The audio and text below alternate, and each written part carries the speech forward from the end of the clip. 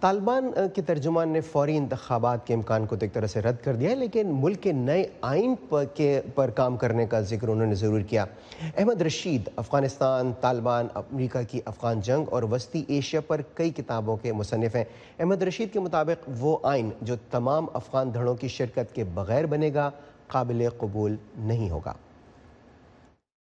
اب اگر یہ اکیلے اپنا آئین بنائیں گے جو صرف طالبان سے کنسلٹیشن ہوگی، باقی جو سیاستدان ہیں، جو ایگزائل میں ہیں، جو باہر ہیں، عورتیں جو ہیں، ان کے ساتھ اگر یہ کنسلٹیشن نہیں ہوگی۔ الیکشن کے بارے میں تو انہوں نے صاف صاف مجھے بھی کو کہہ دیا تھا بہت عرصہ پہلے کہ الیکشن کو یہ بلیو ہی نہیں کرتے، مگر اصل بات یہ ہے میرے خیال میں تو وہ یہ دیکھ رہے ہیں کہ پبلک جو ہے وہ شاید طالبان کو ووٹ نہیں دے، اور میرے تو اپنا تو خیال یہی ہے کہ طالبان کی پاپولیرٹی اتنی زیادہ نہیں ہے۔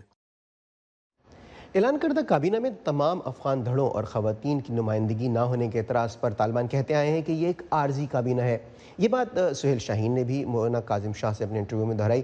کیا مستقبل میں طالبان سے ایک ایسی حکومت کی توقع کی جا سکتی ہے جو افغان معاشرے کے تمام دھڑوں کی نمائندگی کرے؟ اس بارے میں احمد رشید کچھ زیادہ پر امید نہیں ہے۔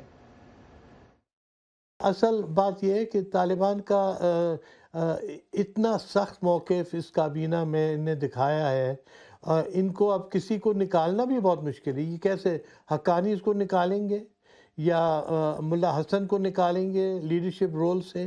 یہ کیسے سب کو دنیا کو خوش کریں گے؟ اور طالبان اپنی جو لیڈرز ہیں جن کو ان نے ایلیویٹ کیا ہے اور کابینہ میں وہ لائے ہیں، ان کو آپ کیسے نکالیں گے؟ طالبان کے اندر ایسا ماڈریٹ طبقہ ہے جو کوشش کر رہا ہے کہ جو مغرب کی شکایتیں ہیں اور جو افغانوں کی اپنی شکایتیں ہیں، عورتوں کی خاص طور پہ، ان کو ذرا وہ سنبھال کے پالیسی رکھیں اور یہ اتنی سخت پالیسی نہیں اختیار کریں۔